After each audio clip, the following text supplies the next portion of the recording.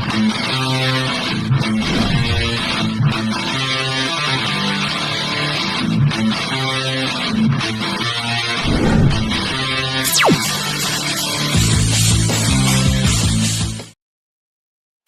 guys, welcome to CraterMania. I'm your host, the man they call Crater.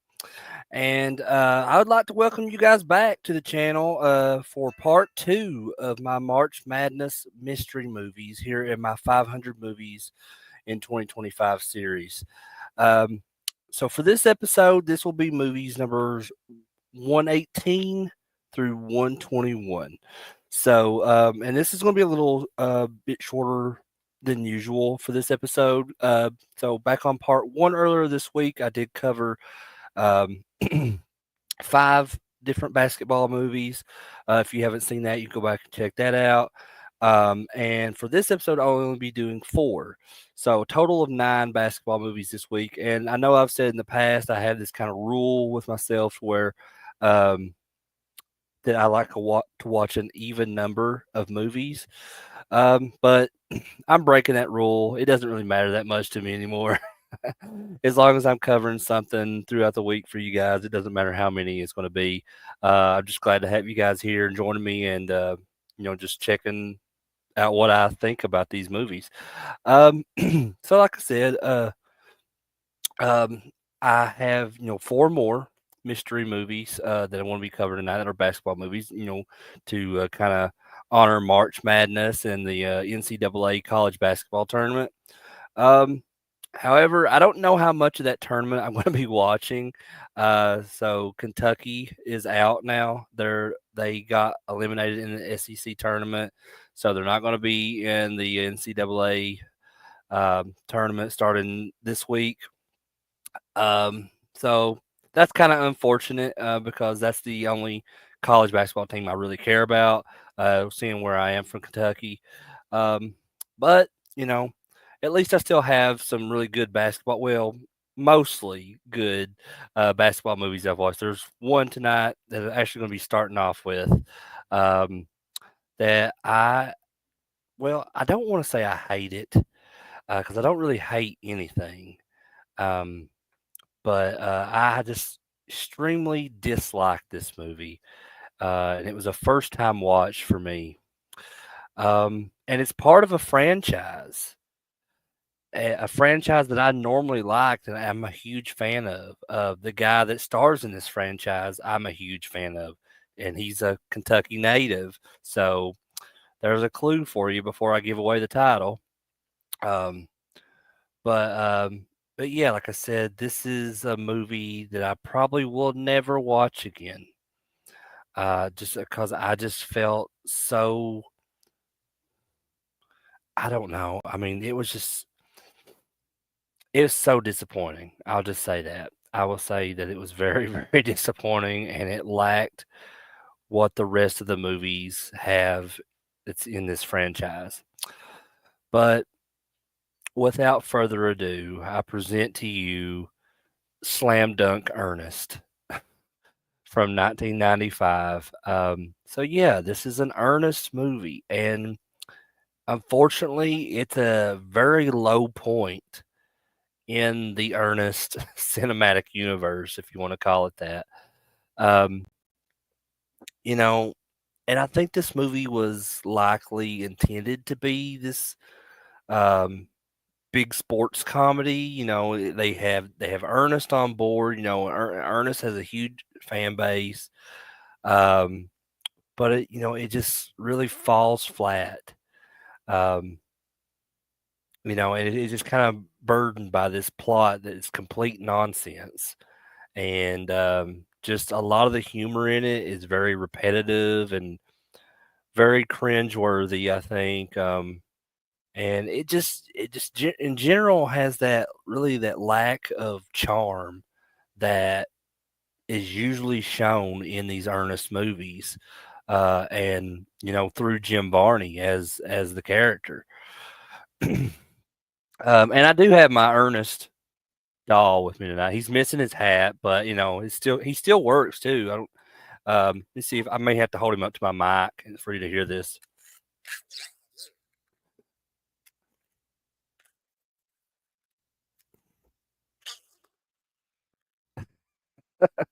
So yeah, if one thing that's good that came out of this is that I get to show off my Ernest talking doll from my childhood. So, and like I said, I love Ernest, and I love Jim Varney, and he, like I said, he's a Kentucky native, um, and this he was a huge part of my childhood, just as much as like Pee Wee Herman was and Pee Wee's Playhouse, and I felt like he was on that same level, you know.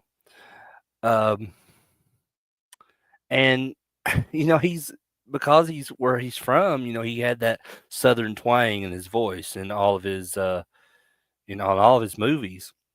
So, in a way, because of where I'm from, southeastern Kentucky, it felt always felt very relatable to me. Um, but this movie was again directed by John Cherry, who was the director for pretty much all the other Ernest movies. Um, and no disrespect to John Cherry because he is passed away at this time now too. Much like how Jim Varney has passed away. But I would just love to know, like, as beloved as the Ernest movies are, what went wrong with this one? Why was this one so bad? I mean, it felt like the writing in this was so lazy. And it, and there's even there's a part where Ernest, bec- he's very out of character in this one as well because Ernest in the movies was always kind of like this pure soul who could do no wrong, and he always would feel very like kind of he would feel bad if he thought that he did somebody wrong, or or if he was doing something wrong or anything like that. But it's so different in this because he falls into temptation in this one, and he just kind of does all this different stuff that's kind of very selfish of him. So I don't know. I don't understand what they were thinking with with what they did in this movie. Um, but to kind of give a background, I guess, on Ernest, and it's sad because this is the first Ernest movie that I'm covering on my channel, and as big of a fan as I am, I have to cover this one. But my initial thought was, I'm doing this week of basketball movies. I've never seen Slam Dunk Ernest. Somehow, I always, yeah, I always went around it when I was like, watching other Ernest movies, but I said, I've never seen it, so I said this would be a good time to watch it and kind of give my initial thoughts on it to everybody that watches on the channel. And man, I feel like I've disrespected the Ernest fan base by this being the first Ernest movie I'm reviewing on the channel. Um, but yeah, let me go ahead and just give a little background on the Ernest character. So the Ernest character originally or originated in just kind of these commercials on TV for companies like Mellow Yellow, I think, and just a lot of other different companies, and where he was always kind of he had this friend that he would talk to in the commercials named Vern, but we never saw Vern. Um, and this was later spun off. This character was later spun off into a series of films like Ernest Goes to Camp, Ernest Goes to Jail, Ernest Scared Stupid, this movie, Slam Dunk Ernest, um, and a series of others. Um, and while those movies were never like critically acclaimed or anything, they had this very niche audience, with the slapstick humor and just Jim Varney's kind of manic energy as the Ernest character. Um, but it always clicked with me. I always loved those movies. I always loved the Ernest character, but Slam Dunk Ernest, unfortunately, it seems to be like it's like running on fumes or something, because the story, if you can call it that, um, it revolves around Ernest, who takes this job with this cleaning service at the local mall.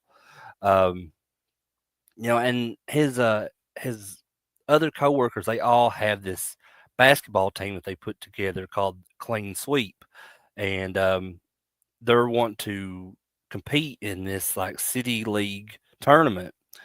And Ernest is like desperate to join the team and be a part of this team with these other guys, and which one of them includes Miguel Nunez, who horror fans will know from Return of the Living Dead, Friday the 13th Part 5.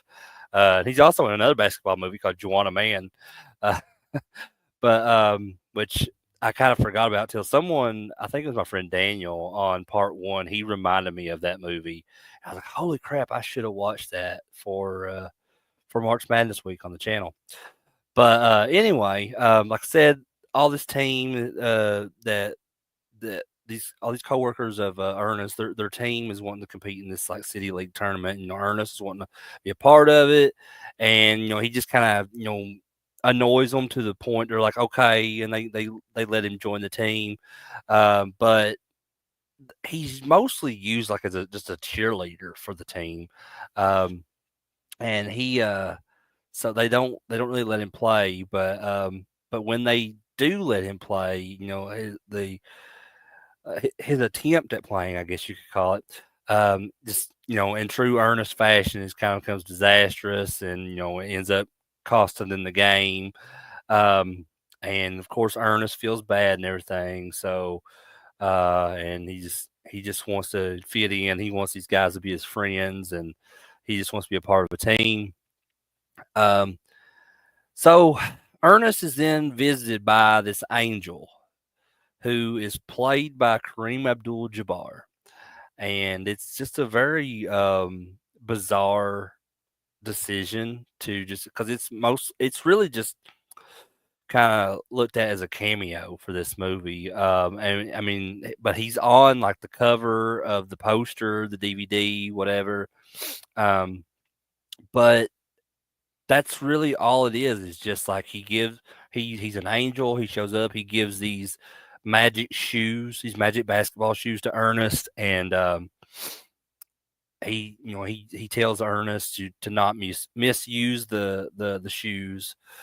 Um and that's pretty much his role. That's pretty much Kareem Abdul-Jabbar's role in the movie. And it doesn't really add, other than that fact that he gave him these shoes and everything, it doesn't really add much more to the story other than that. Um, but so Ernest takes these shoes, and of course, his Ernest's good intentions are then immediately threatened by this guy. Can't even remember his name, but he's the shoe store owner in the mall that Ernest works at, and it ends up this guy is a demon actually.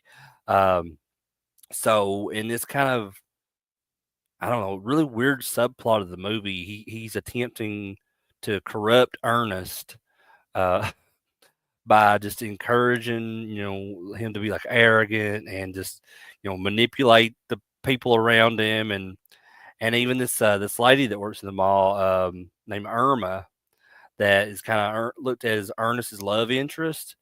Um, she ends up kind of falling into temptation with this shoe store owner demon guy, um, where she kind of transforms both her like personality and her appearance, from being like this kind of shy, geeky lady that's very quiet into this kind of money hungry, seductress or something. It's because it's like night and day with her character. Um, and this is kind of part of that demonic shoe store owner's scheme to kind of get his hands on, these pair of shoes, um, that belong to this little kid named Quincy, who is the son of the clean sweeps like team stars player or whatever.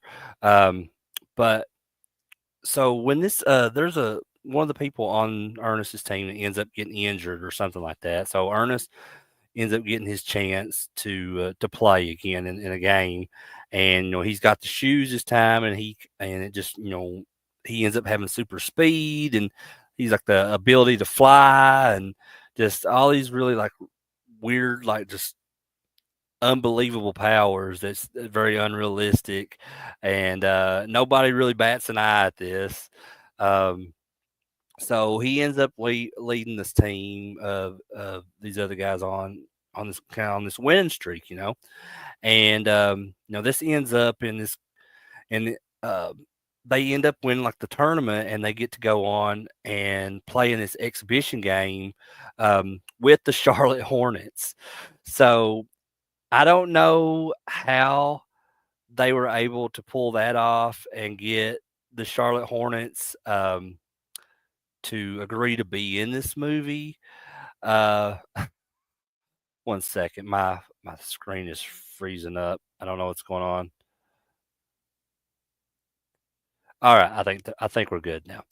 All right, so like I said, I don't know how they got the Charlotte Hornets team from the NBA to agree to be in this, but from what I could tell, and I didn't really recognize any of the actual players on the Charlotte Hornets team in the movie. Uh, they may have not even been; they may have just been actors in Charlotte Hornets team uniforms. Um, but I don't know. That one guy did kind of look like Kendall Gill. But I don't know. I know there was I didn't see Alonzo Mourning. I didn't see Muggsy Bogues. I didn't see Larry Johnson. So I don't know. But anyway, so when they play against the Charlotte Hornets. Ernest's kind of newfound abilities with these shoes end up turn him into this kind of selfish ball hog, and he doesn't. It seems to like he doesn't really care about the other players on his team. And it's just, like I said, it's so weird. It's just so very uncharacteristic for Ernest. And he's basically Ernest turns heel in this, and that never happened before. I mean, unless you count like Ernest goes to jail, but that's not really Ernest. That's just another guy in the movie that's played by Jim Varney that's supposed to look like a identical to Ernest, and it's a guy named Nash who's in jail.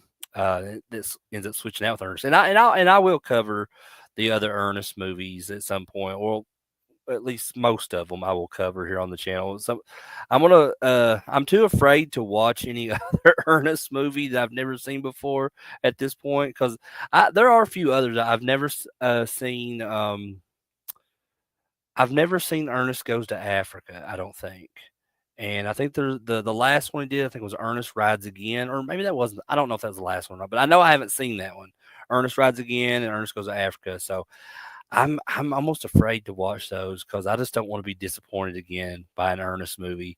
So if any other ones that I do on the channel, there'll be ones that I have seen multiple times and they are favorites of mine. But anyway, like I said, there was a little boy in this named Quincy, and he's attempted to steal a pair of shoes that he likes. He sees in the mall, and um, Ernest, ultimately he ends up recognizing his mistakes that he's made, and he decides to give up these shoes, and he also inspires Quincy to do the right thing, and then you know he then needs them again to score the winning basket. But in the end, the whole team gets drafted into the NBA, I believe. Or it might not be the whole team. It might just be like the star player, the dad in this movie. So yeah, I don't know. This is it's a weird freaking movie, man. And I just like I said, while I didn't hate it because I don't really hate anything, I extremely dislike this movie. Um, and I have no desire, unless I'm paid, to ever watch this again. But I guess let's take a closer look at some of these characters, and I'm not going to go through all these characters because I just don't really give a shit enough to talk about all of them. But of course, we got the star of the movie, Jim Varney, who plays Ernest P. Worrell.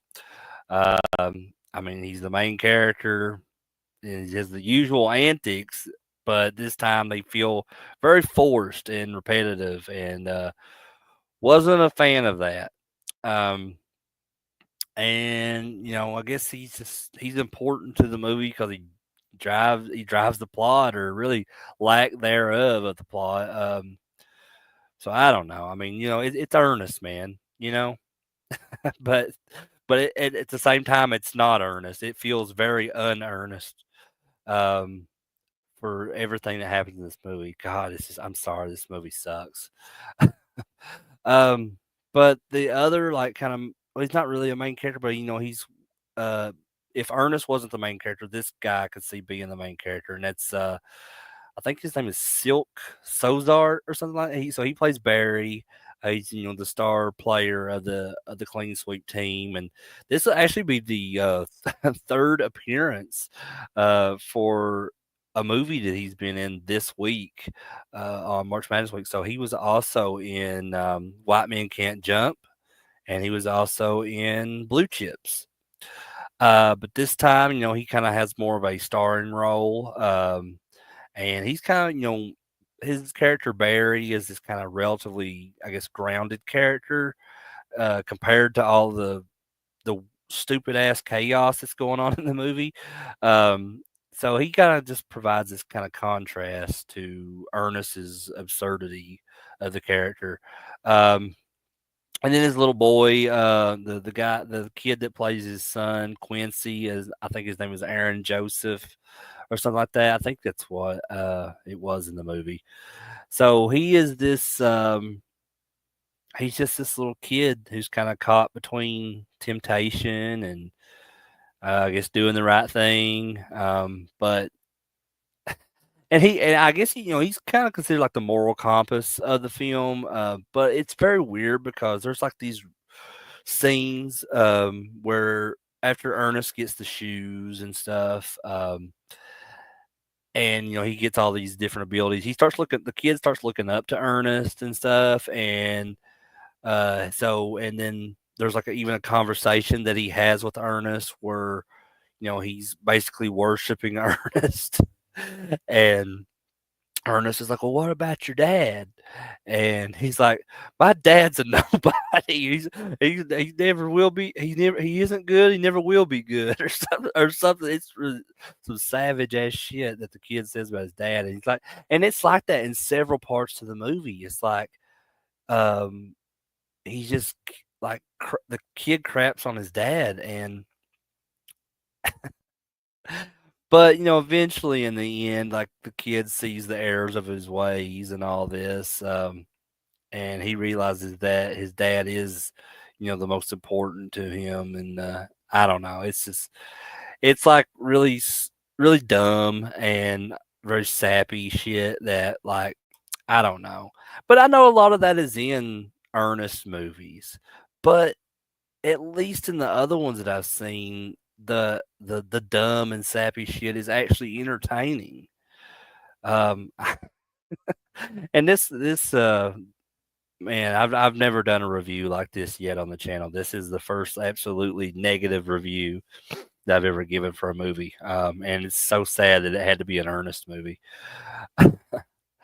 But I guess I also mentioned Kareem Abdul-Jabbar, who is the angel in this, and is just I think that appearance was really just nothing else but pure novelty, and because that character doesn't really add much to the story. I don't get me a drink of this pop. Got my Beetlejuice tumbler.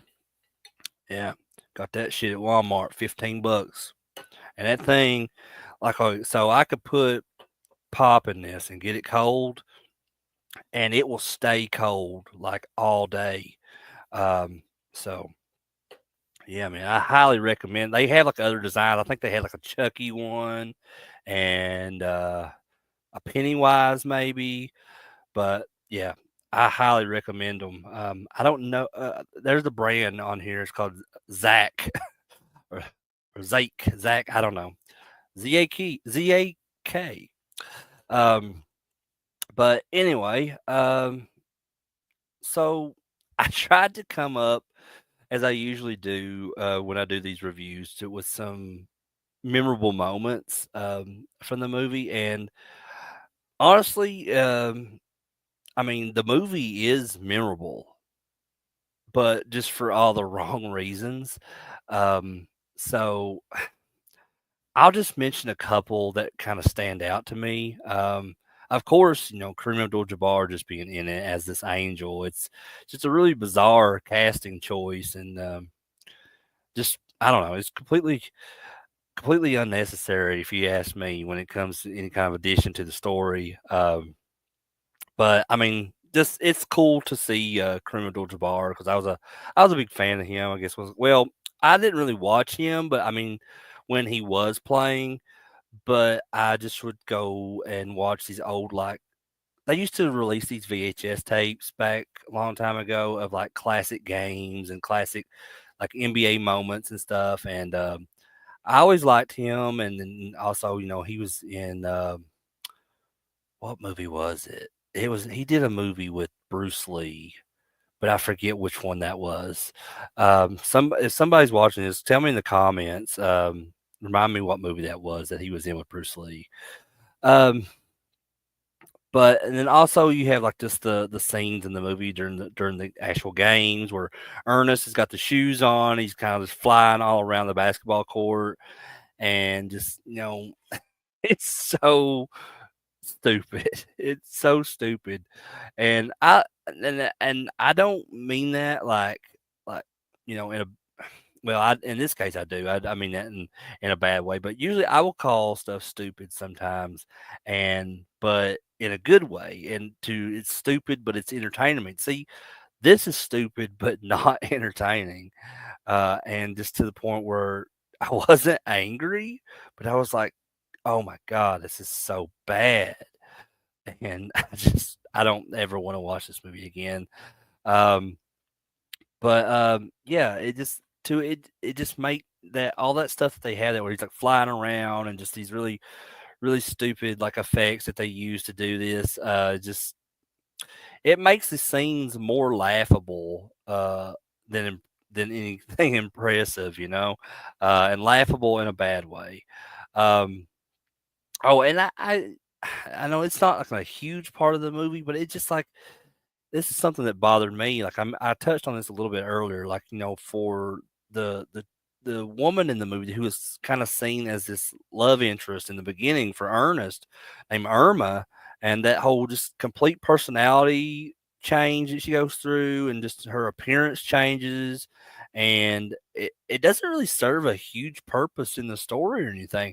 And you'd think in the end, as like when Ernest redeems himself and he comes to his senses, you think that the same thing would happen to her, and then they would kind of like tie it up at the end of the movie to where you know maybe Ernest and Irma go on this date or something. But no, she stays evil. She stays and falls into the temptation of this demonic shoe store owner, and and she leaves with him at the end. So I guess Irma's going to hell for all we know. But anyway, as you know, and I always kind of tie up these reviews at the end with by just talking about the legacy and the impact that these movies have made. And for Slam Dunk Ernest, I really don't know what to say. I mean, it hasn't really left any kind of positive mark on me, at least. I mean, it may be somebody out there that likes this movie, but in my opinion, you should be watching other movies other than Slam Dunk Ernest. Um, it's it's. I think this is obviously got to be considered one of the weaker entries, possibly the weakest entry in the Ernest franchise. Um, and I think this movie just kind of serves as a reminder that not every concept is suitable for the Ernest character. Um, because this movie it really suffers from a not a very good story. The humor in it is very like uninspired and repetitive. And excuse me, I feel like I'm gonna sneeze. All right, I'm good. Um, but And just I don't know, just the writing in this is very, very tired and lazy and, just very disappointing, and, it feels like this movie would be forgettable because it was so bad, but I'll just tell you, it's I'm not gonna forget this movie, but it's for all the wrong reasons that I'm not gonna forget it. Um, but, I just if you're, a Jim Varney or an Ernest completist and you gotta watch all his stuff, I'm just warning you, giving you fair warning of this. If you've not watched Slam Dunk Ernest yet, um, it's one of the worst movies I've ever watched, bar none. Um, hey Ben, how's it going, man? Ernest Scared Stupid was the last good. I agree. I definitely agree. Now there was a couple after Ernest Scared Stupid that I didn't hate. Like I said, I don't hate any movie. Just I just highly dislike movies, and if I don't really care for them, and this one I extremely disliked, Ernest, Slam Dunk Ernest. But like I think what was it? Ernest in the Army. I think that was after Ernest Scared Stupid. Um, that one's okay. I mean, I like I said, I kind of like that one. But this one, I think this one just came out like a year or two maybe after Ernest Scared Stupid. But Ernest Scared Stupid is I'm definitely going to be doing that at some point here on the channel. That's my favorite Ernest movie. Um, and a close second will be Ernest Goes to Jail. But I think Ernest Scared Stupid, I don't want to talk about too much because I want to save that when I do talk about it on the channel. But I think I like it so much because it kind of ties into with the Halloween theme and the kind of horror elements, and all the trolls in the movie are actually kind of like repurposed killer clowns from outer space costumes. And I used to know a guy long ago. I don't know how we were just friends on like on Facebook or something, and I think he ended up like I don't know, deleting his Facebook or something like that. So I haven't heard from him in years, but I remember we used to talk about Ernest Scared Stupid, and he said that his aunt was like one of the like crew members on that movie. So and he had showed me all of these different like things that like promo items and stuff that they released during Ernest Scared Stupid that she had signed by like Jim Varney and some other people. I think John Cherry had like signed some stuff, and but yeah, I mean that's very cool. I love Ernest Scared Stupid. So thanks for bringing that up, Ben, and thanks for being here, man. Um, but I guess I'll move on to the next movie, and this is an actually really good basketball movie, and it was one of my favorites as a kid. So I was about 9, 10 years old when this movie came out in 1996, and it's one of my favorite movies from the 90s, probably. Um, just because of the subject matter, it's kind of it's a combination of a couple different subject matter that I was super interested in the 90s. Um, and it stars the greatest basketball player of all time, Michael Jordan, in the 1996 film Space Jam. So Space Jam, it brought together the legendary Michael Jordan and the very very awesome Looney Tunes characters, which I don't think I've talked too much about this on the channel yet, but I'm a huge cartoon guy, and especially the Looney Tunes and Hanna-Barbera characters. Loved that stuff growing up in the 90s. Loved Bugs Bunny and Daffy Duck, and Foghorn Leghorn was probably always my favorite of the Looney Tunes. Um, but this movie where they just it's a this hybrid live action animated movie where they combine the Looney Tunes with some of the top NBA players at the time, including Michael Jordan, who was just coming back to the NBA during the time this movie was put out. It just at that time when it came out, I guess you just had to be around at the time or a kid like me when because I was like I said 9 or 10 years old when the movie came out. Just kind of have to understand how huge this movie was. It became this kind of cultural phenomenon that was just that really defined a generation, my generation, and I think a lot of people have kind of like said that this was a bizarre marketing ploy by putting the NBA together with Warner Brothers and the Looney Tunes and all that. Um, but I think it's a very fun and entertaining movie. I mean, it's got some really silly parts at times, but they're silly to be entertaining, because that's what Looney Tunes is all about. Um, and you throw in like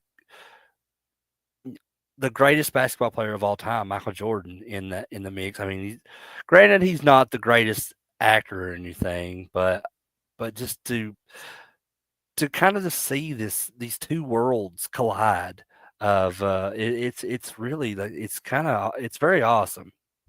And they had done something a few years um, before Space Jam came, where like they had all these sports stars like Michael Jordan and I think Bo Jackson and Wayne Gretzky and Joe Montana was kind of like they did this collaboration with these different like products with Looney Tunes characters, and I mean I think there was a cartoon as well based off of that, and I just it was only a matter of time before they made a movie like this, um, and like I said, it's you know at its core it's a live action animated hybrid movie that just kind of just throws you know Michael Jordan into this Looney Tunes universe to help them win a basketball game against this team of aliens. Um, and it's really funny at times, super random. Um, it absolutely has that Looney Tunes feel to it all around, and it's just you tie the NBA and Michael Jordan, all these other basketball players into the mix. It's the ultimate like 90s entertainment package. Um, so the movie was directed by this guy named I think Joe Pitka or Pitka. I'm not sure how you pronounce his name, but he was primarily known for like commercials and music videos, and so like I said, the origins of this movie can kind of be traced back to these like series of like Nike advertisements that paired Michael Jordan with Bugs Bunny, and like there's all these like commercials that were pretty popular at the time. Just and like I said, there was other little projects here and there that they were doing, and it just kind of sparked that interest for a full length feature film of with these guys involved. Um, so I mean, and the idea is kind of outrageous and out there, but like I said, I think it perfectly like taps into that vibe of the '90s, and because it just combined that kind of global appeal that Michael Jordan had at this time, with that timeless charm of the Looney Tunes.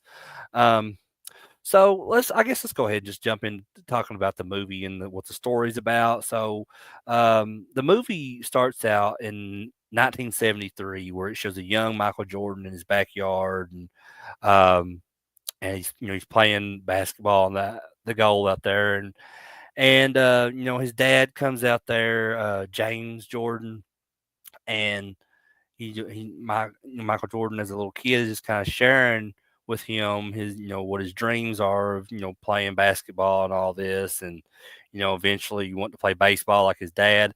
And this might seem a little cheesy to some people that watch this, but if you have followed Michael Jordan's career slash life, and like watched documentaries on everything about him, um, you will know that Michael Jordan had a very close relationship with his dad.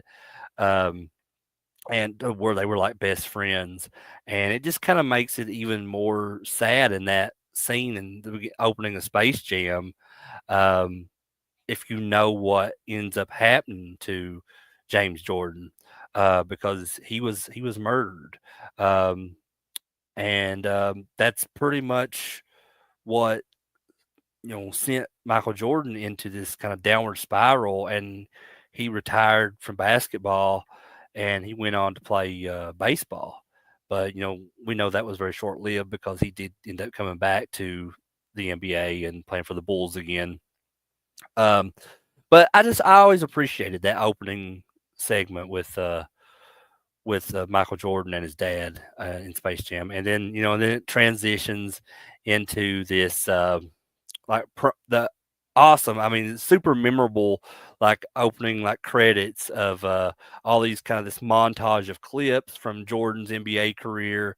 And no matter how many times I watch this movie, that little opening montage in the credits of all these clips just gives me goosebumps every time because it just takes me back to being a kid and watching Michael Jordan and the Chicago Bulls and just how awesome of a time that was to be a basketball fan in the early to mid '90s.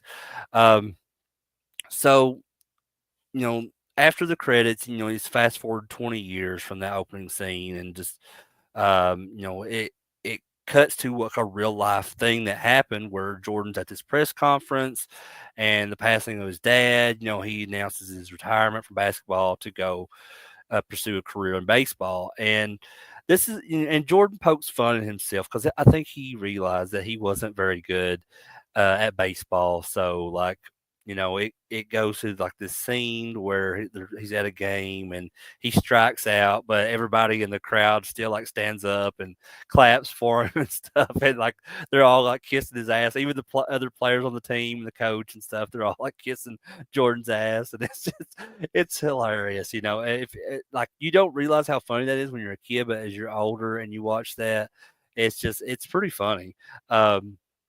And I just want to just pause for a second to just say hi to Greg. Thanks, Greg, for being here. Yeah, all is well, man. Thank you for asking. Appreciate that. I hope all is well as you as well. And thanks for watching tonight, man.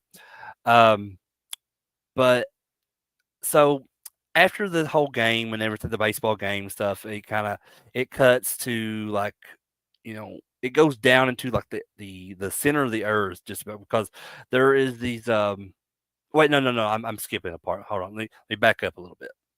So it cuts to this scene out into space where we go to this kind of outer space amusement park called Moron Mountain.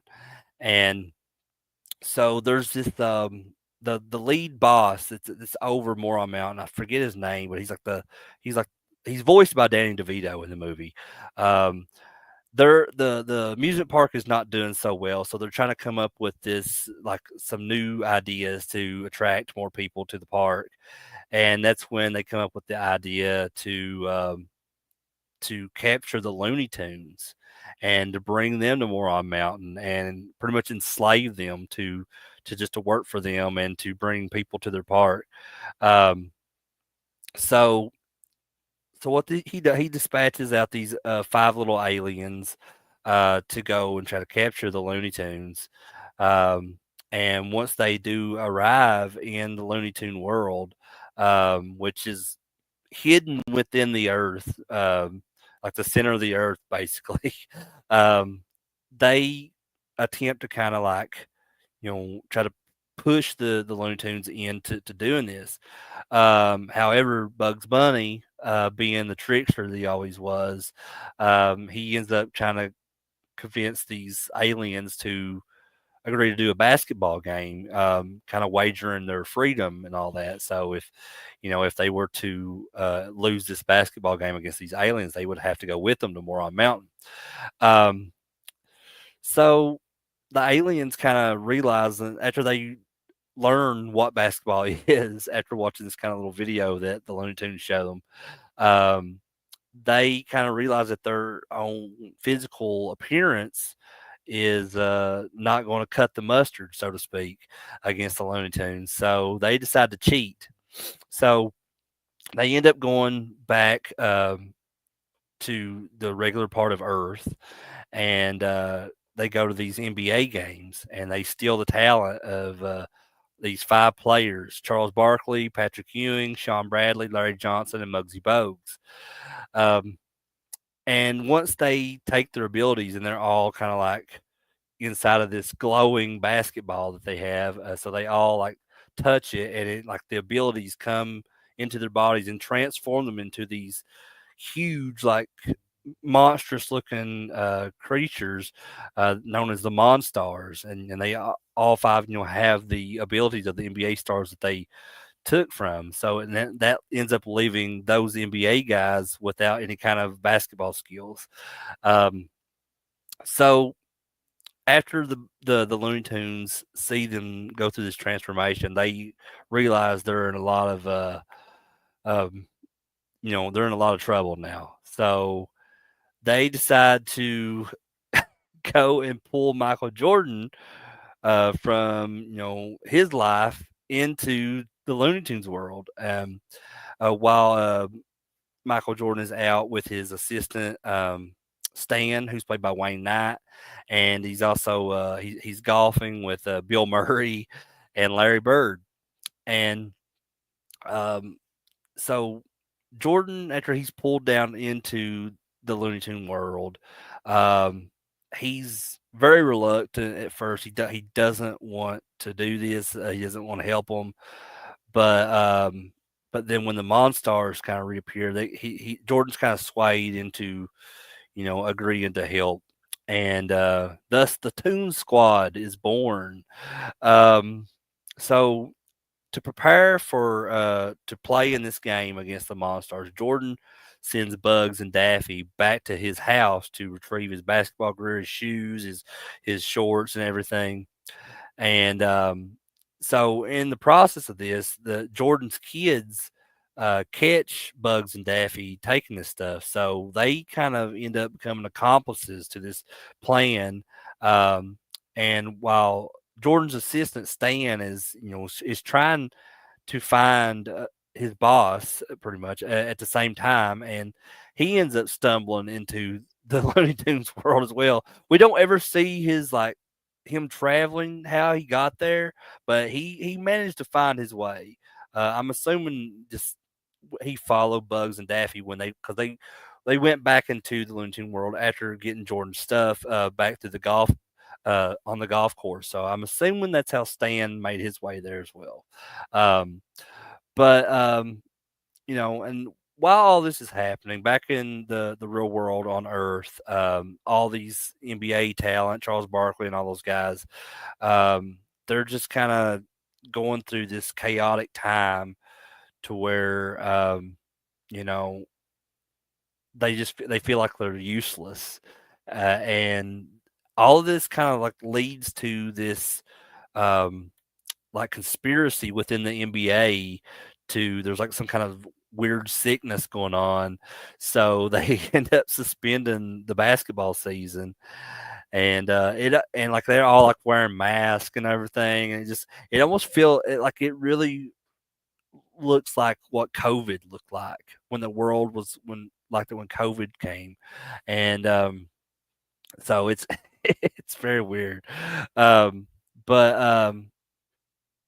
but so we end up getting to the actual basketball game between the Toon Squad and the Monstars, and this is to me the absolute best part of the whole movie because it truly displays all these different characteristics of not just the Looney Tunes characters, but of everything that we knew as Michael Jordan fans as well, of getting him to see in this game is very like very weird. It's part because um, just this was around like I said, this was right around the time when he just came back to the NBA, and that kind of culminates in the ending of Space Jam 2 because we see that that actual real life return, which I'll never forget because he actually lost his first game back. I think it was against the Indiana Pacers, and but it's like you know he came back with that number 45. But it's like once he got 23 back, it was a different world, man. Jordan, I mean, you just have to be a basketball fan of the '90s to truly understand um, what it was like, man, to be a fan of that stuff and of Michael Jordan, and just it was just so cool. It was so cool to watch him play, man. Just like because I've never seen anybody else play like that since. People will say, well, Kobe Bryant had a very similar uh, style of like Jordan, and I can agree to that to an extent. But you know, um, what's that saying? Often imitated, never duplicated. So yeah, Greg, you said you used to have the Portland Trailblazers collector glasses from Dairy Queen from the early '90s. I don't remember those. I do remember like McDonald's having like the plastic like souvenir cups that had like different players, like they had like Jordan. I think there was one like um, Patrick Ewing. I know they did ones too, like during I think '92 when like the USA Dream Team. Like they did. I think like Jordan was on one of those, and Larry Bird and Magic Johnson, David Robinson, maybe, or Karl Malone. I can't really remember who I was on, but I remember they made them. But the Trailblazers collector, I don't remember. I remember Clyde Drexler playing for the Trailblazers around that time, though. And there was even a Super Nintendo game. I think it made for Sega Genesis as well, which there was a game called Bulls versus Blazers because they kind of always had this rivalry around that time too, if I remember correctly. Um, but yeah, man. But that's something I could go on. I could talk about '90s basketball. Like I could do a whole stream on that stuff. Um, but oh, Greg, you said you live in Oregon, so maybe it's only available. That's possible. Like I said, I'll need to look those up. I may go on eBay later and check those out because I didn't know they made Trailblazers collectors glasses from Dairy Queen. That's really cool though, man. Um, But like I said, the basketball game between the Toon Squad and the Monstars is very cool, and like it's probably my favorite part of the whole movie. So the Monstars they end up dominating the first half of this game, and just kind of like um, almost demoralizing the Toons and Michael Jordan. And so at halftime, Stan sneaks into the Monstars locker room and discovers that what the actual secret is behind the Monstars' power and their skills in this game, and he ends up revealing it to the team, and so that just kind of like discourages them even more. Like there's no way we're going to beat these guys. So Bugs Bunny and Jordan they end up coming up with this plan to just kind of inspire the rest of the Looney Tunes characters by drinking this bottle that's labeled "Secret Stuff." Which is actually just water. But he puts it into the rest of the players' heads that if they drink this, then they will have really good basketball playing abilities. Um, so what they do in this, as they're all pumped up and stuff now, and they're ready to go back into this second half, they start using all their different little cartoon antics and stuff that you would see in Looney Tunes cartoons um, to kind of even that playing field in that sense. Um, so or sorry, The stakes are kind of raised when Jordan ends up making this bet with the boss of the Monstars, that if the Toon Squad wins, the Monstars have to return all of that stolen talent to the NBA players, and if the Monstars win, then Jordan will end up becoming more on Mountain's newest attraction instead of the Looney Tunes. So the boss of these Monstars, he agrees to it, and then he just tells the Monstars to crush them. Basically tell them to play dirty, and just kind of trying to hurt the Looney Tunes characters and the Toon Squad team. Um, so it comes down to it with like uh, only 10 seconds left in the game, and uh, after the Toon Squad has come back, and they're only down by 1 point, and just in kind of weird turn of events, after several of the Looney Tunes characters have been injured and are unable to play, they still need another player on their team, and it ends up being Bill Murray. So what we thought was just going to be this little small cameo towards the beginning of the movie when he's playing golf with Jordan ends up him finding his way to the Looney Tune world, which there is kind of a tongue in cheek joke with that when they ask Bill Murray how he got there. He's like, "Well, I'm friends with the producer who was Ivan Reitman. I'm pretty sure was the producer on this." So and they were always working together. So I thought that was a really funny joke that they threw in there for Bill Murray.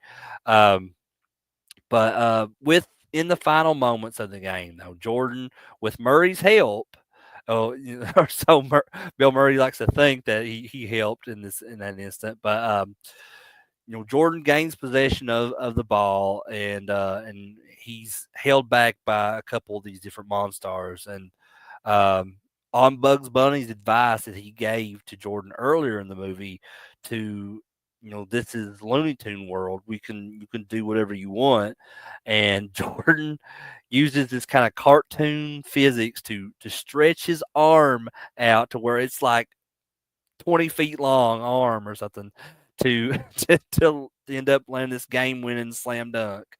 And the Toon Squad wins the game, and just after the defeat of the Monstars, Jordan decides to help the Monstars as the boss is kind of berating them and just telling them that they're losers and all this. So Jordan just kind of helps them realize that they were being exploited pretty much by their boss this whole time, and they just kind of fed up with their boss's abuse. Then the Monstars turn face, and they launch him into space on this like rocket that I guess was belonged to Wile E. Coyote, and it sends him straight to the moon.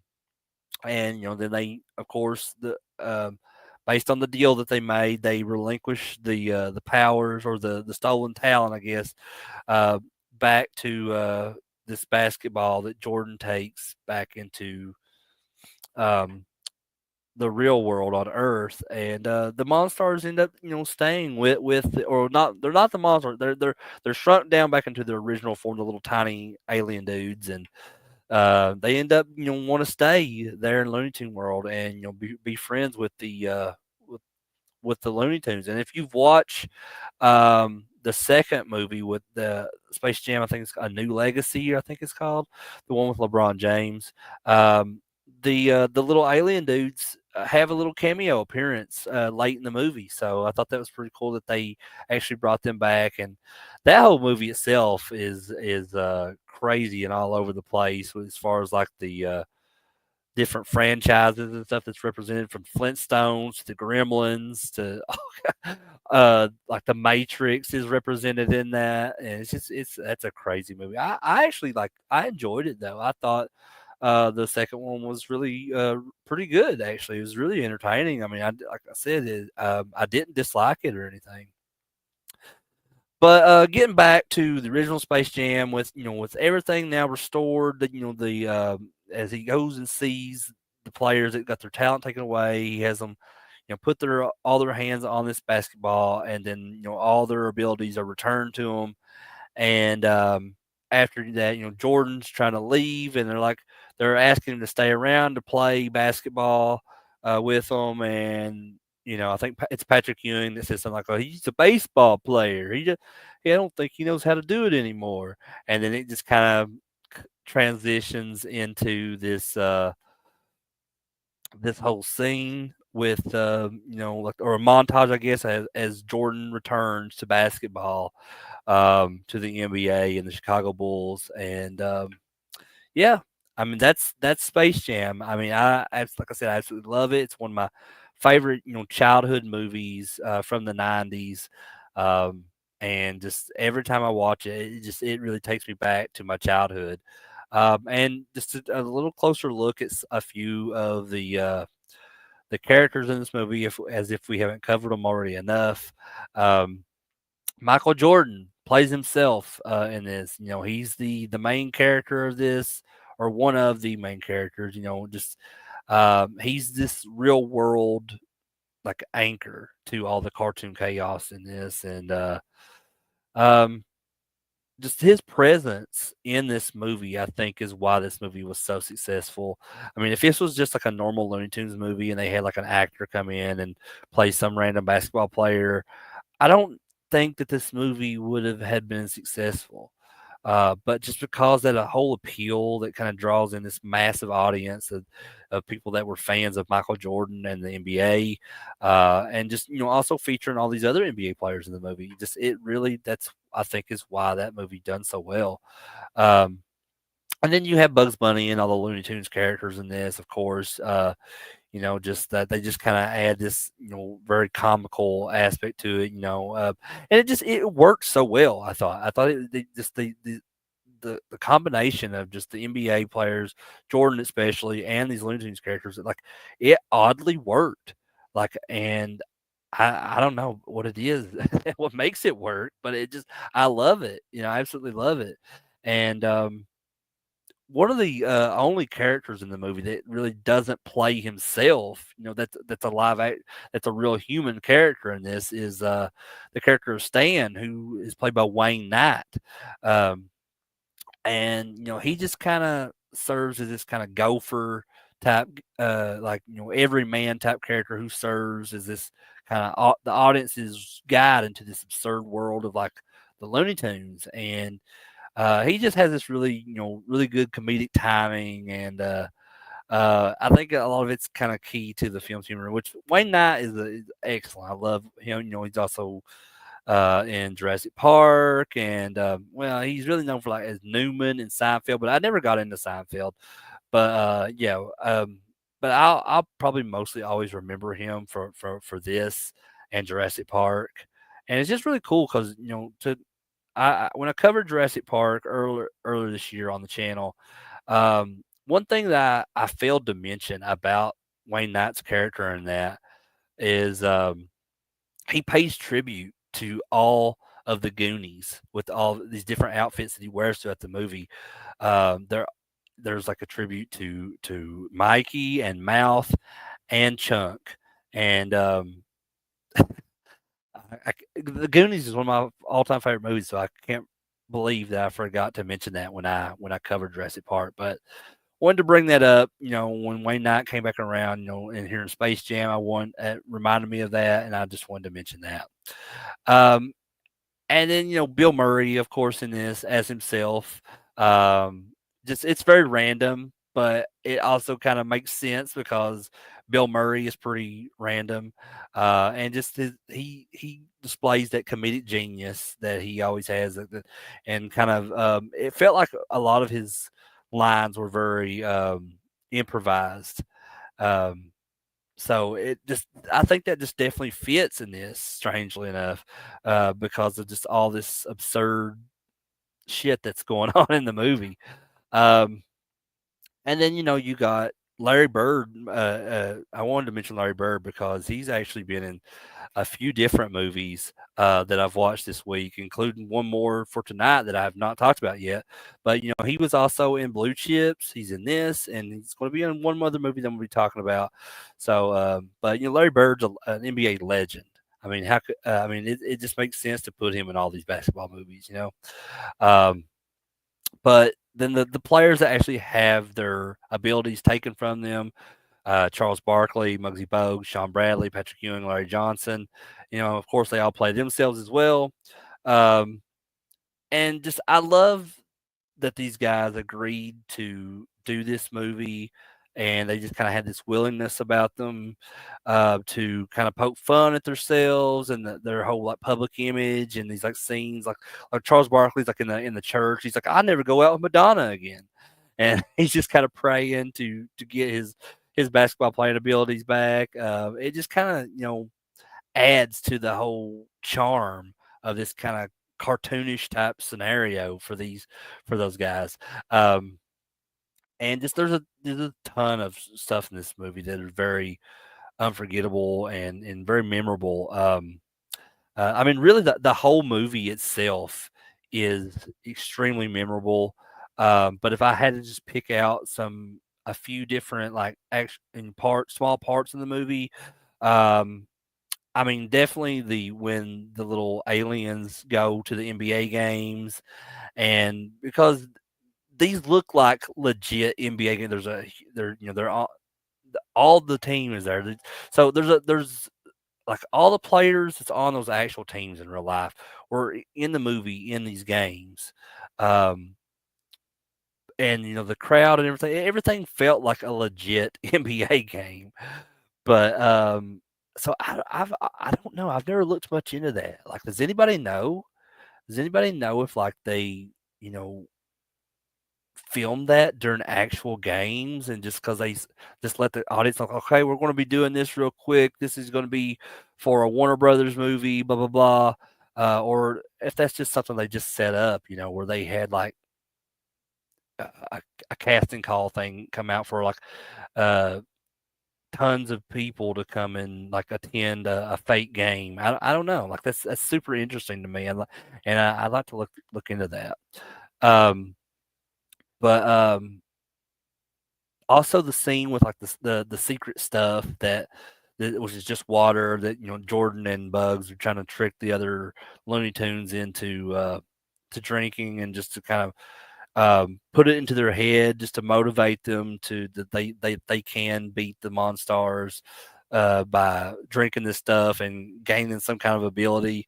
Um, it really just kind of highlights that power of belief and teamwork in that, and I really like that as well. That definitely stands out to me, and of course you can't forget about. I mean, this is one of the only things that's still it's kind of cringe to me to this day is the last dunk that Jordan does at the end of the game against the Monstars, where his arm stretches out like 20 foot long. Um, I mean, I get it. Like it's supposed to, like it makes sense because of the world that they're in the Looney Tune world, but just I don't know, man. It's pretty cringe. Like if you watch it now as an adult, but I'm sure like it was cool as hell to me when I was a little kid watching that. Um, and all the stuff with like Bill Murray because I'm a huge fan of Bill Murray. I love him. Just all the stuff, the little one-liners and stuff that he has in this. It just like I don't know if this is actual the case or if it was just written for the movie like that. But it's everything from Bill Murray in this feels improvised for sure. But it's so fun. Space Jam is just undeniably a classic from the 90s. Um, I think it solidified Jordan's status as this global icon, and it really just introduced the Looney Tunes to a new generation as well. Because at that time, there hadn't been a Looney Tunes um, movie or any kind of like program like that had been put out for the Looney Tunes for a very long time. So they kind of reintroduced them, like I said, to a new generation in this sense, and also to that generation of just people who were in love with the NBA and Michael Jordan and all these larger than life NBA players at the time. Um, I think it proves that these live action like slash animation hybrids could be hugely successful. Um, and I think, and we've seen that already, like back in the '80s with Roger, Who Framed Roger Rabbit, um, because, and to me, and I'll eventually probably do that on the channel, and that's one of my wife's favorite movies of all time. And to me, that's probably the best when it comes to like a live act. As much as I love Space Jam, I love Who Framed Roger Rabbit even more, because it was really kind of the pioneer for that hybrid type film. And then we got movies like Cool World with Brad Pitt, and just a lot of other things. There's a lot of that stuff nowadays, especially, well, the animation is kind of like CGI. If you look at like the Sonic the Hedgehog movies that are out now, they're in that same kind of category, but just done in a very different way nowadays.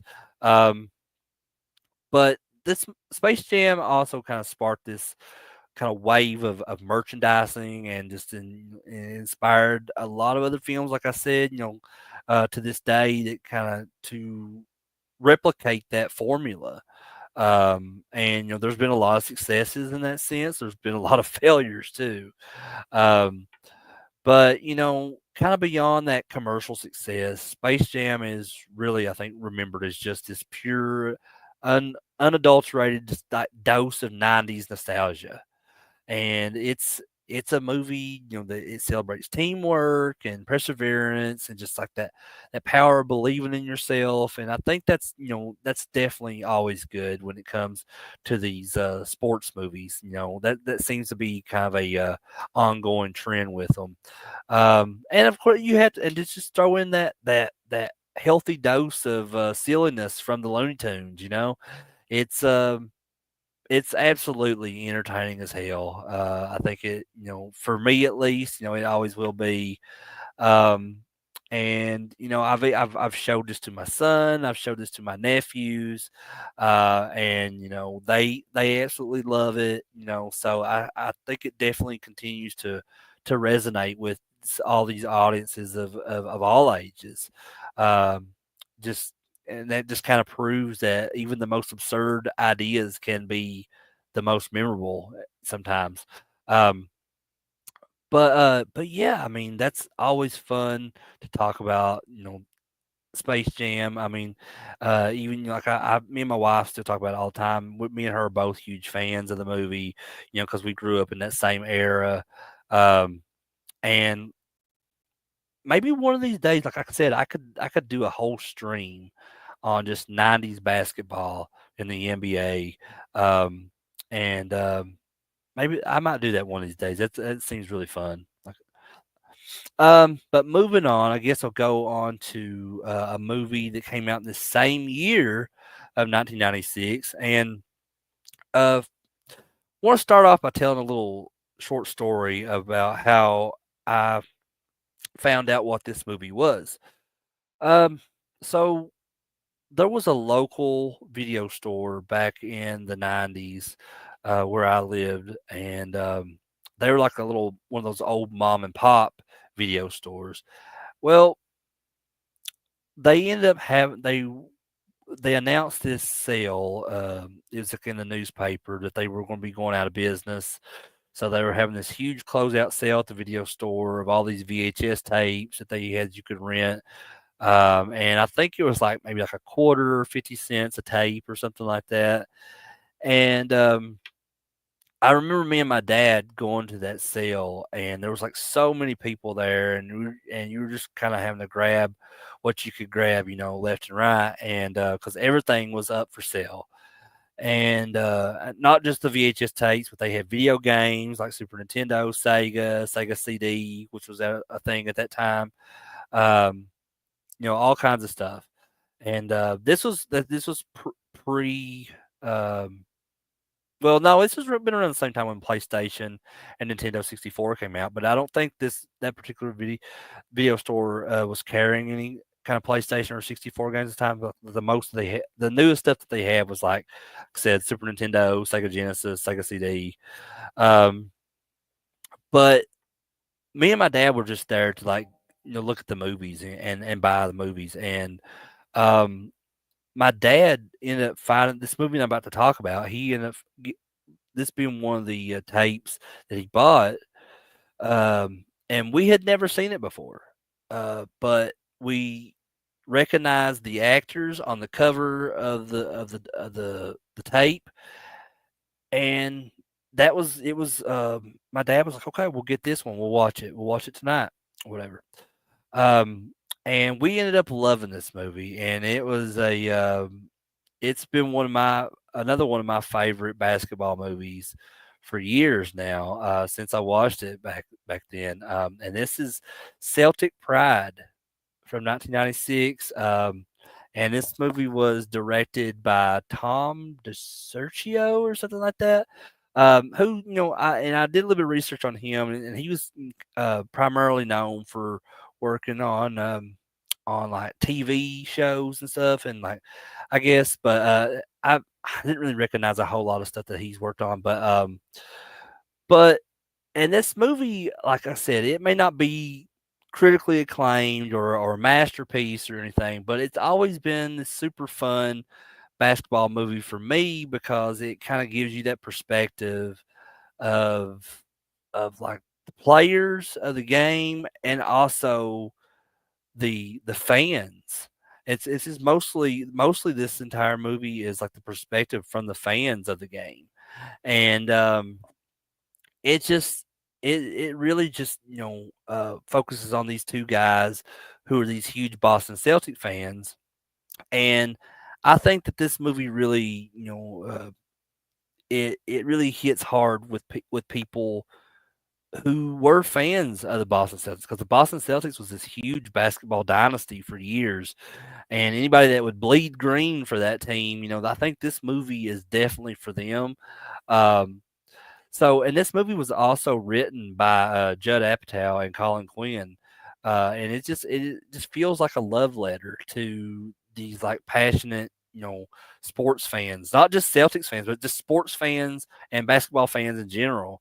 Um, and it's just it just kind of turns into this whole like very strange kidnapping plot because these fans are so obsessed with their team and then wanting them to win. They're willing to do anything to stop the Celtics from being beaten by the Utah Jazz, whose star player is um, played by Damon Wayans. So, Celtic Pride, like I said, it's this story of these two lifelong best friends, Mike O'Hara, who's played by Daniel Stern, and Jimmy Flaherty, who's played by Dan Aykroyd. Um, and their lives just kind of revolve around the Boston Celtics, pretty much. I mean, um, in the beginning of the movie, we meet both these guys during Game 6 of the NBA Finals against the Utah Jazz, and the Celtics are about to lose it all, and and the series is about to be decided, and the Jazz is going to win all of this. So the these two guys, they're kind of like their unshakable belief in the Celtics is kind of tested when the team loses, and Mike's personal life at the same time is in kind of in shambles after his wife is like threatening to leave him and stuff due to his obsession with the Celtics. Um, um, so they become desperate to kind of like turn the tide here as they decide to get the main star of the main star player of the Jazz, which is Lewis Scott, played by Damon Wayans. They go to this club he's at, and they try to get him drunk and everything the night before Game 7, and their plan ends up backfiring on them because when they wake up next morning, they find Lewis Scott passed out in Jimmy's apartment. Um, and they all they want to do is just to get him drunk, but it kind of ends up in this whole um, situation where they got drunk too and they didn't realize what they were doing and they end up kidnapping him, and so once they come to this realization, they decide, well, they're just going to follow through with it and just to and to actually just go through with his kidnapping to prevent him to being in Game 7 and giving the Celtics a chance to win. Um, so what follows after this is just kind of this series of in increasingly absurd scenarios as Mike and Jimmy they attempted they keep Lewis Scott captive while kind of navigating their chaos of their own lives.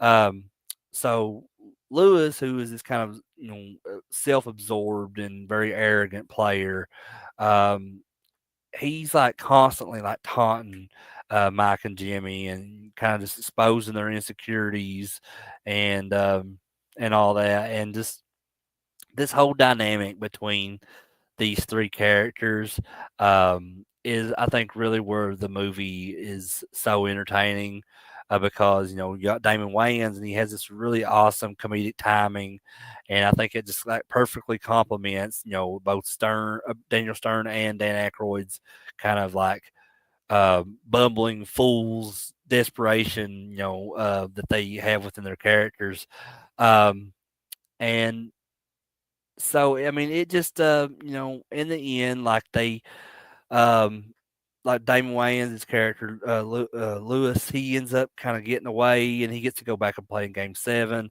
and so the kind of the tables are turned on Mike and Jimmy as now like he if they don't agree to like wear these Jazz uniforms in the Game 7 and cheer for him, then he's going to turn them into the police. Um, and it just kind of they kind of like improvise, like, well, how are they going to explain this to their other friends who are at the game that are Celtics fans? So they just come up with this idea that they are like the bad luck guys that come to the game. So they're wearing the Jazz uniforms as bad luck for the Jazz, which would help the Celtics win. Um, and I don't know. There's just like a whole nother series of events that goes throughout that game. Ends up having the Jazz win the series, and I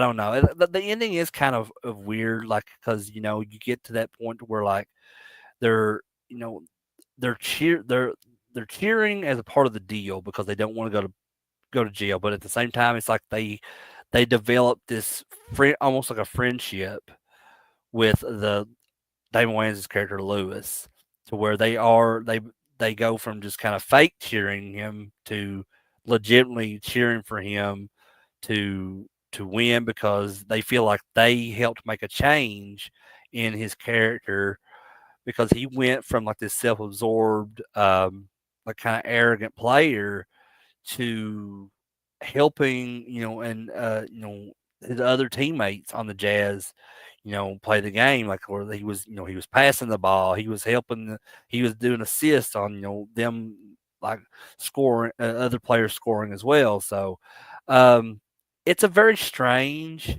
ending um, because it makes you feel like the way they're like kind of cheering for him in the end, like you think like, wait a minute, like does it whole defeat the whole purpose of them being Celtics fans?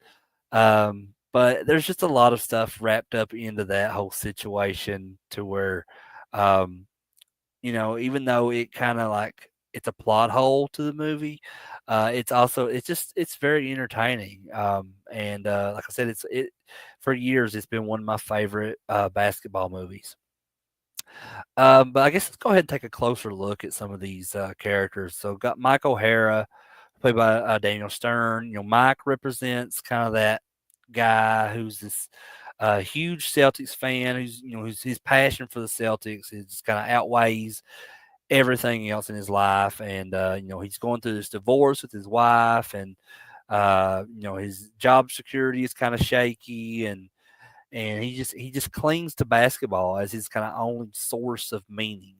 And I think Daniel Stern perfectly portrays, Mike's kind of lovable loser, persona. Um, but that I think where he's kind of like that lovable loser. It makes him relatable in a sense as well, where even when his actions in this are kind of completely irrational. Um, but he's essentially like, I guess, like the heart. Both him and Jimmy really are both like the heart of the film. But it feels like that they focus more on Mike's character in this than they do Jimmy. Um, and it just because you see Mike's character just kind of dealing with these real world consequences when you love something too much. And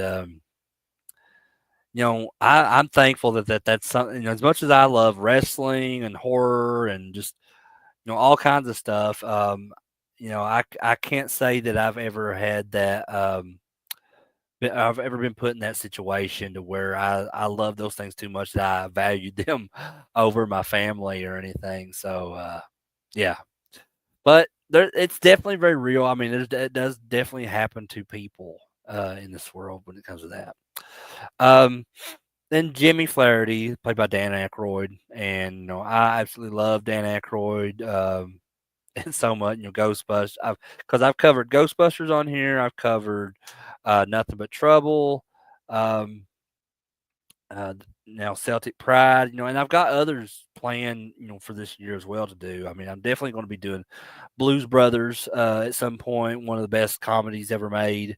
But in this, Dan Aykroyd, he plays Jimmy Flaherty, and Jimmy is kind of this loyal, if kind of slightly dim-witted sidekick to Mike, and he's Mike's ride or die friend. Always willing to go along with Mike's crazy schemes, and you can tell there's a lot of times like when they're at the game and Mike is kind of going on these rants and yelling at the players. Uh, Jimmy will be watching Mike and then he'll try to like imitate that by coming up with something of his own. So Dan Aykroyd, he really brings kind of his signature comedic style and that energy to this role. Just kind of, and it provides plenty of different, like, very funny moments in the movie. And just like I said, Jimmy's kind of unwavering support for Mike just really highlights that importance of these friendships that people have when they share this kind of passion. I can say I have friends like that too. When it comes to wrestling, I have friends that definitely have that same passion as what I do with wrestling. So we're always kind of sharing stuff like with one another when it comes to that. And and a lot of friends that I have, that's what our whole friendship is built on. So yeah, it's definitely I definitely can see that as relatable in this movie. I think that's one of the reasons why this movie is so awesome to me and why I love it so much. Um, and then Lewis Scott, who played by Damon Wayans, so Lewis is this seen as this villain initially for the movie.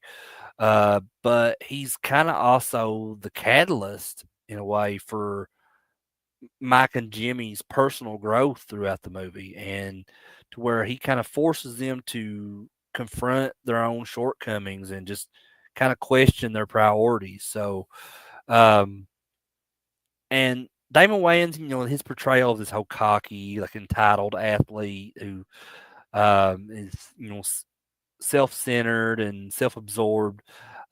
It's really hilarious and just kind of you know it, I don't know, it just really like it kind of reveals these you see these glimpses of like Lewis Scott's vulnerability throughout the film after he gets kidnapped. So and as much as he helped Mike and Jimmy kind of like go through their own personal growth, they helped him as well. So I think that's a really good message. um, but of course, as far as some memorable moments in this movie, you got the kidnapping itself, um, which is just a very absurd moment of just Mike and Jimmy coming up with this plan um, that just kind of morphed out of this just plan just to just get him drunk and just to keep him out of the game seven and to just going above and beyond and just kidnapping him. It's just kind of it's in that moment that they when they realize that they've actually kidnapped him, it's just I think it's comedy gold, because and you can definitely see and Daniel Stern, he portrays that character, this kind of like psychotic, like obsessed fan who's willing to do whatever it takes. Um, and and when they had another thing that's very memorable to me is like when they have him kidnapped and they got him tied up and everything, and they they're watching TV and this commercial comes on. It's this Oscar Mayer hot dog commercial that Lewis had done, and just it just adds another just layer of this hilarious like I mean it's you just have to watch it. I can't it's hard for me to describe it, but just they show this commercial where he does this hot dog commercial for Oscar Mayer Wiener and just the whole lack of like seriousness and that when you see him in the commercial, like it's definitely not who he is in the real world. Um, but it just kind of like makes when Mike and Jimmy see that commercial, they resent him even more because they see how fake he is. And I think that was a turning point for seeing that commercial for Lewis because he realizes they were right and he did need to make a change. Um, but yeah, I mean, there's several other, you know, moments in this movie I think that are memorable. You know, such as like um, this kind of back and forth between Mike and Jimmy and Lewis. It's it's very interesting to say the least. But Celtic Pride, I mean, I think it's become a cult classic amongst sports fans and basketball fans, especially for '90s movies as well. Particularly for those fans in Boston too. I mean, because I think this is a big movie for Celtics fans, and it just kind of, the movie just kind of captures this unique passion, I think, and just intensity of that whole Boston Celtics fandom, and just it highlights the lengths that that people will go to for their teams, and I mean maybe not this extreme, but it shows, but it's just I think a metaphor for how passionate that fans can be, and just not just sports, but anything. I think you look at all different fan communities from sports to to comic book fans to horror fans to cosplay fans. I mean, I love and respect all those different fan communities because I just admire the passion, because I personally can relate when it comes to that, when it comes to like wrestling or horror or whatever it is that, that I love. I have a passion for all of those things. And just the humor in this is very broad, but I think the heart of the movie is in the right place, which makes it very fun and a very memorable movie. And I just think it's just kind of it resonates too with anyone who's ever felt that kind of overwhelming desire um, to just do whatever it takes. I mean, I know I keep mentioning that, but I just think that's a huge like key thing about this movie. The movie reminds us um, that when it comes to sports too, these are more than just a game to people. They're just that source of like community and identity, and just sometimes it's kind of ridiculous behavior. And I think that's very real with a lot of fans in any community as well. Um, but if you're a sports fan, if you're a basketball fan, and you just want a good laugh at something, I think this kind of over the top type of comedy is very likely for you to enjoy as much as I have. But I guess that brings me now to my last movie of the night. And so when I was putting this list together, I was having trouble trying to come up with how I was going to end the this week of with all these movies, and I thought about I said next week is St. Patrick's Day, um, because majority of these movies I think I had it was just like 8 movies is all I had for the longest time on this list. Um, but then just in this past week, I added this last movie, and I think it will perfectly transition into next week, which is St. Patrick's Day. Actually, tomorrow. Tomorrow is St. Patrick's Day, and I hope you guys check out my next video, which will be this Thursday, to celebrate St. Patrick's Day, as I'm going to be talking about uh, all the Leprechaun movies with Warwick Davis, the Leprechaun horror franchise. So I'm going to be talking about those on Thursday. But as far as this last movie I'm going to be talking about, like I said, uh, I felt like this was a perfect choice to kind of transition into St. Patrick's Day, and it also just lines up with the whole basketball theme. And I mean, this is a Disney Channel original movie. I remember watching this when it came out, when it debuted back in 2001, because I always liked the Disney Channel original movies that were coming out at that time. I mean, especially like there was one that came out around Halloween called "Don't Look Under the Bed," and I still love that movie. And the Halloween Town movies, I love those movies too. But this one like, came out in 2001, and it's called Luck of the Irish. So Luck of the Irish is this kind of blend of like teen sports and Irish folklore and just kind of this a very kind of heartwarming family story, I guess. If I were to compare it, not, or I'm sorry, not compare it, but like just if I were to kind of like take something that already exists and describe this movie, I would say it's Teen Wolf meets Leprechaun, but with a lot more kind of family oriented subject matter. And there's no horror involved here or anything, but that's my best way of just kind of describing this movie is Teen Wolf meets Leprechaun. um, and the movie was directed by Paul Hohen, who had done several other Disney Channel original movies at the time, and this was a completely original story too. This wasn't based on any kind of pre-existing book or any kind of myths or anything. So, but it definitely draws heavily from like the Irish folklore and stuff. Regarding leprechauns and Lucky Charms and all that. Um, not the cereal, looking just like Lucky Charms. That kind of goes with the whole leprechaun stuff, which does kind of still make you think of the cereal, but you know what I mean.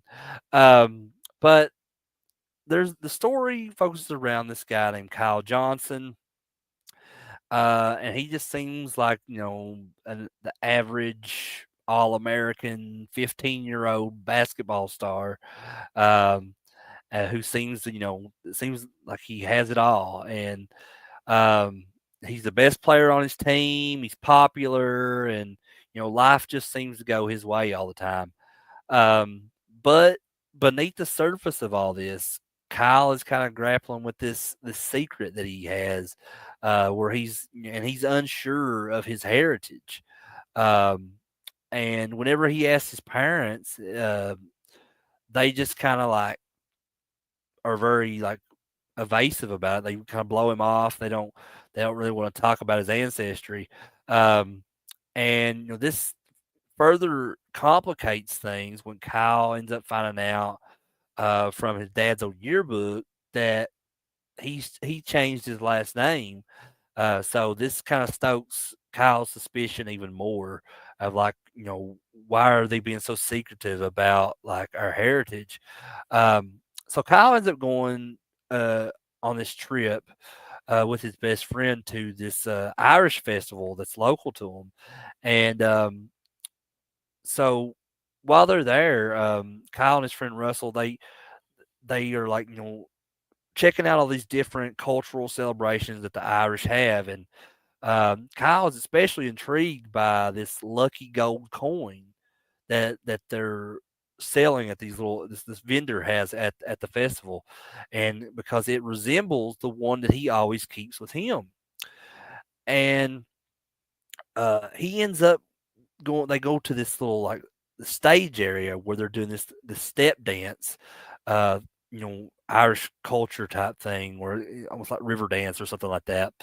But you know, as it happened, there's this guy, this kind of very flamboyant like dancer named Seamus McTiernan, and he is up there on stage and he's doing the step dancing, and at the same time, it cuts to Kyle, and he's like doing this like perfectly, in sync with the step dancing on stage, and this inadvertently draws the attention of Seamus um, on stage as he sees this. So he you get a sense with that character that he knows something's going on with Kyle, and he knows what's going on with him. So the next morning, Kyle wakes up to his world kind of turned upside down as his mother's voice is now changed, and she has a very like thick Irish accent, and they end up confessing to him that they are Irish, and not just any Irish, but they are leprechauns. And it turns out that the gold coin that Kyle has been carrying around as a necklace is this magical charm that allows him to be lucky with everything that he does, and it also allows him to blend in as a human. So when his coin is stolen by the guy that they seen at the festival, Seamus, these things start to kind of get weird for Kyle, and he starts to shrink more and more. His hair is turning red.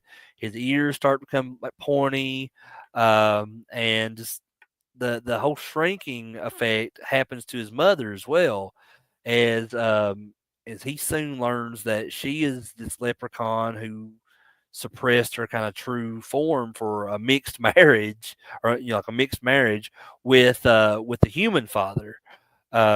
So his mother Kate ends up revealing to that his grandfather Riley O'Reilly, who was this old guy that Kyle had bumped into during the Irish festival, is this founder of this potato chip company who she had had a falling out with when she married this non leprechaun guy. So Kyle he seeks to get this coin back. So he and his parents they head to the to Riley O'Reilly's factory where they're turned away by the security. So Kyle ends up sneaking back into the factory along with this group of students from his Young Achievers Club at school, including this girl named Bonnie, who is this very smart and I guess supportive classmate of Kyle's, who you kind of think that the introduction of her character and everything that her and Kyle are going to kind of have this romantic relationship, tied into the movie as well, but that never happens. They just end up becoming really good friends. Um, but so Kyle he starts to confide in Bonnie about his situation, and it just kind of leads to this whole wacky chase through the factory as they're trying to evade all this security, and um, they eventually encounter Riley, who Kyle's grandfather, who explains that he didn't steal the coin. He explains that that coin is their family's legacy, and it grants powers to the person who possesses it. So as Riley starts to kind of start sprouting a beard, Bonnie points out that Kyle's ears are now becoming pointed again. Um, so they then realize that they come to the realization that Seamus has to be the thief, at this point. So Kyle's grandfather tells him that Seamus is this evil leprechaun, and they track down, Seamus's camper at the end of this rainbow with the help of Kyle's friend Russell. And and while they're eating dinner, Kyle and Riley they sneak in and they find the coin. So Seamus ends up capturing Riley in this instant, and he will only release him if Kyle gives him back the coin.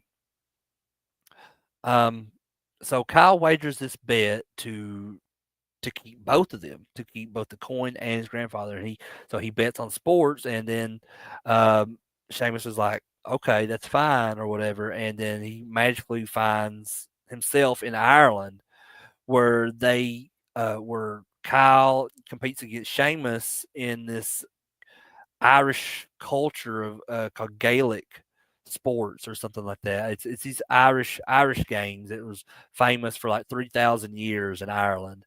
So the all these series of games that they do ends up in a tie, but Seamus refuses to release Kyle's grandfather Riley. Um, so Kyle ends up risking his own freedom, and he bets with Seamus again in a game of basketball. Um, so then they're transported back to the town they're from there in America, and they have this uh, junior high state championship game with Seamus playing on the opposing team when he's clearly an adult. He's not a teenage kid or anything. Um, but but it's only Kyle and his family and his friends that are aware that they're playing against Sheamus. And so the rest of the people in the arena. So I'm glad that they cleared that up. That they cleared like they give an explanation as to why nobody's making a big deal about Sheamus playing on this team of it's against teenagers, and because this where he's a leprechaun and because of the magic and it all, it's only Kyle and his family and friends can realize that. Um, but ultimately, Russell scores the game-winning shot, and Kyle's grandfather Riley is set free, and then Seamus has to spend the eternity in the land of Kyle's father, uh,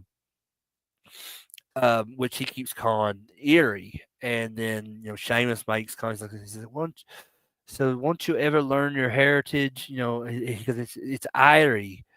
And then Kyle makes the comments like, "So my father is from Cleveland." So when he said Erie, he meant the shores of Lake Erie in Cleveland, Ohio. So, and that's when Seamus is then transformed back into a small little leprechaun and then just launched uh, onto this journey into Lake Erie in Cleveland, Ohio. And is at that point, Kyle realizes that he doesn't need luck, and just the movie has this very strange ending. It's where they have kind of like this school talent show or whatever, and then so Kyle is up there on stage and he's embracing his heritage of being Irish by dancing and singing "This Land Is Your Land" with Bonnie, and that's how the movie ends. So I remember loving this movie when it came out. And there's a lot of it that I still find super entertaining. Um, but it does have a very weird ending. I wish that it didn't end. That's my only complaint of the movie is that ending.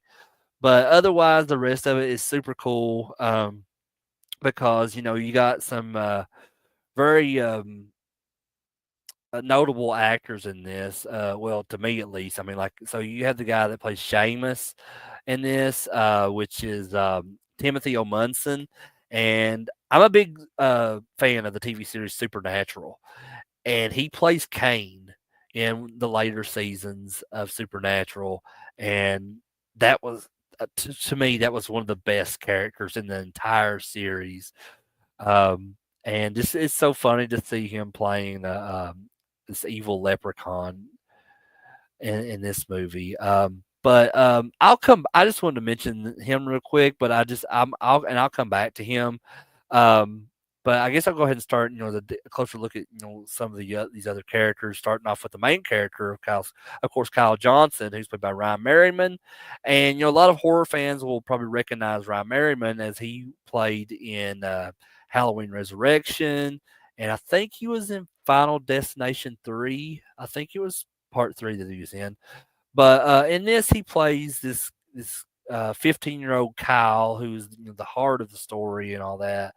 And he just kind of goes through this journey of self-discovery and just embracing his heritage and just just learning that true strength comes from within and not some like lucky charm or anything. And I think that's what really drives the whole story of this movie.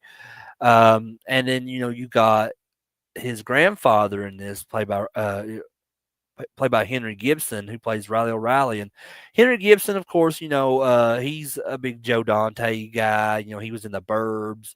Then he's also in he has a little small cameo in Gremlins 2.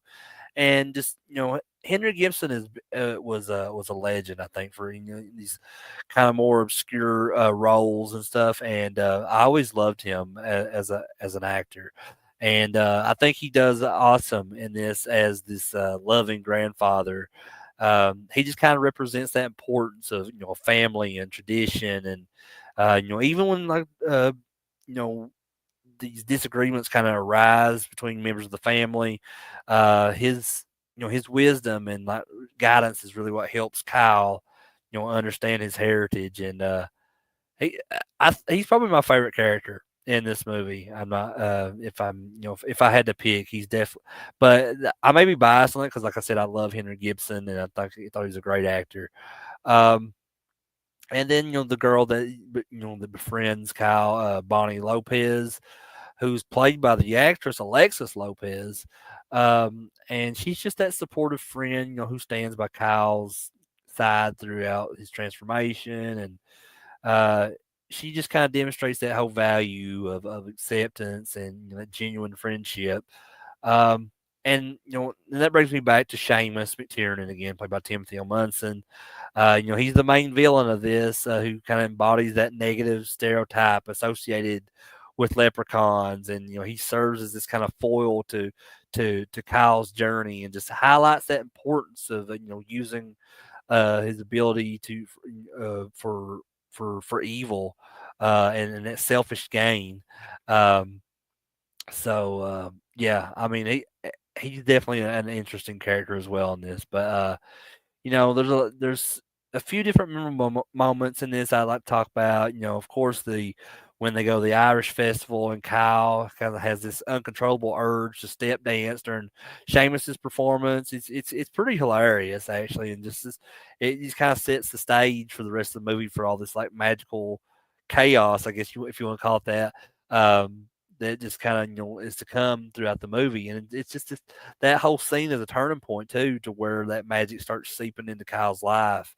um, and uh, the transformation scenes that Kyle goes through, where he's slowly turning into a leprechaun. It's very funny, I think, as well. The shrinking and the red hair and the pointy ears, and it's a. I mean, if you know what Disney Channel original movies are like, and they all kind of have a very similar vibe. And this is the whole transformation scenes in this movie from Kyle is just a very, very classic Disney Channel original movie like sequence that has that vibe. And just I really enjoy the all the different series of games that they play, the Gaelic games in Ireland. Um, so it's just because they're all very like oddball, out of nowhere type games. It's supposed to be part of this Irish culture, and they may very well may be. I hope I'm not being like offensive in that sense, but like they're just very like odd games, but like um, they may actually be like Irish folklore games. I don't know, or Irish culture. I mean, games. So, but that's just something, but and I wanna mention one other thing too, like, I don't know what it is, like, I don't really know my heritage either when it comes, so I'm kinda relatable in this sense with the movie, um, but I feel like I have to have some kinda Irish in me because I don't know what it is, but every time I hear, like, Irish music or anything like that, like, I love it. Like, it gives me, like, uh, just a I don't know, like, an over really overwhelming, like, feeling of emotion because I don't know what it is about the bagpipes and all that stuff, but I love it. I absolutely love it. Like, every time like, I don't know if you guys have ever watched the show Sons of Anarchy. But, like, when they go to Ireland, like, I fucking love it. I mean, it's awesome. And they're playing all that Irish music and just, like, um or like the Corn song, "Chutes and Ladders," when they play the bagpipes at the beginning of that song. Love it. So I don't know. I feel like I have a little bit of Irish in me. I don't know. But maybe I'll go through, ancestry.com one of these days and find out what my heritage is. My wife did that, and, so she got to find out all about her heritage, and she's trying to push me to do it too. I may do it one of these days. I don't know. It's a little weird to me. Like, they send you like they sent when she did it, they sent her, like, this tube, and she had to, like, spit and she had to keep spitting in this tube to like because that's and then she had to send it back to them because that's how like they analyze her DNA and all that. It's very strange but interesting at the same time.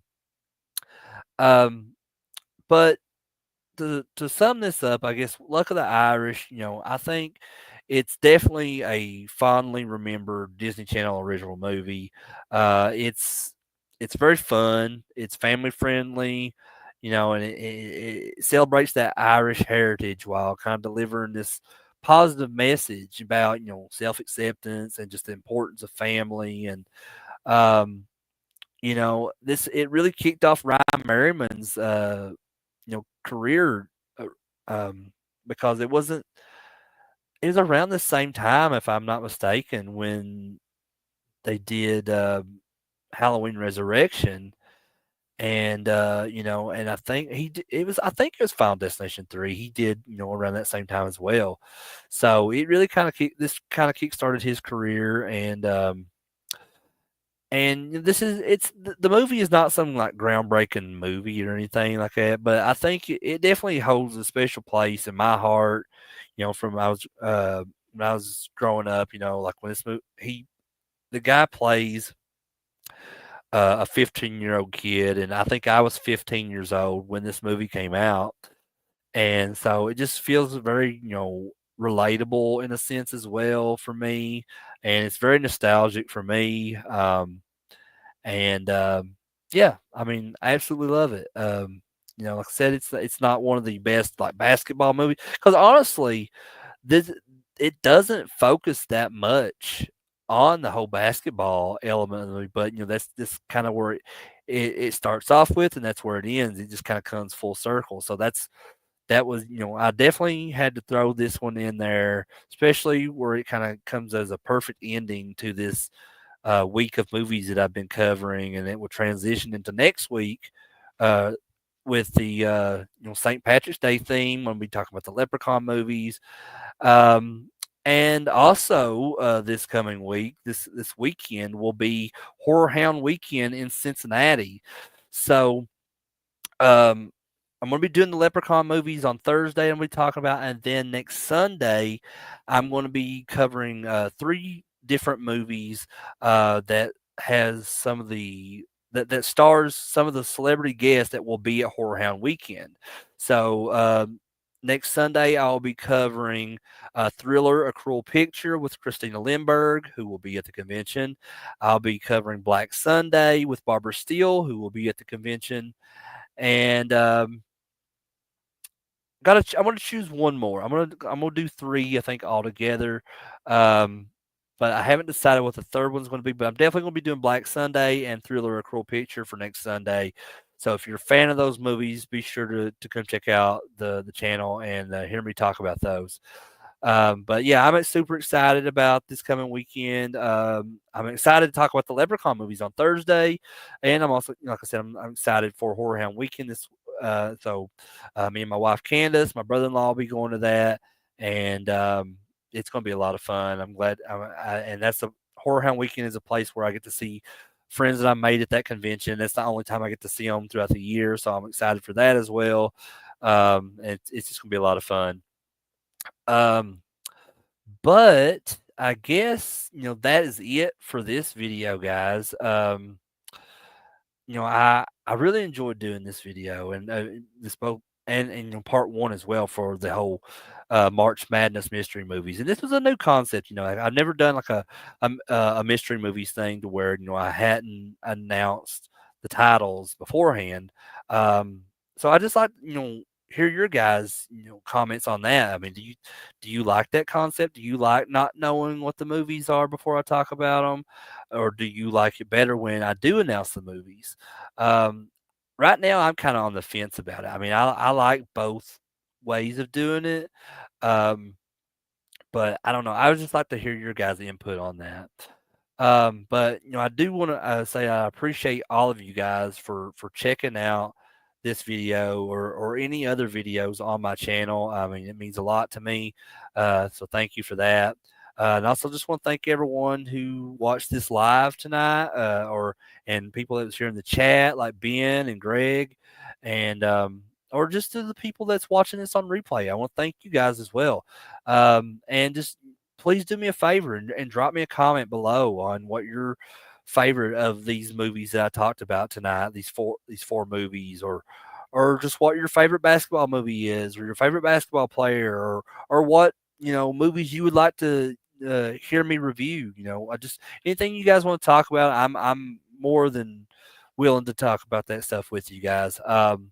And also, as always, if you like this video, please give it a thumbs up. I'd really appreciate it. And if you're new to the channel, sorry, I had a brain fart there for a second. If you're new to the channel, please hit that subscribe button to catch more videos from me like this one, and also click that bell for any kind of future notifications. So I guess with all that said, I'm Crater. This is CraterMania. I love you guys and have a good night.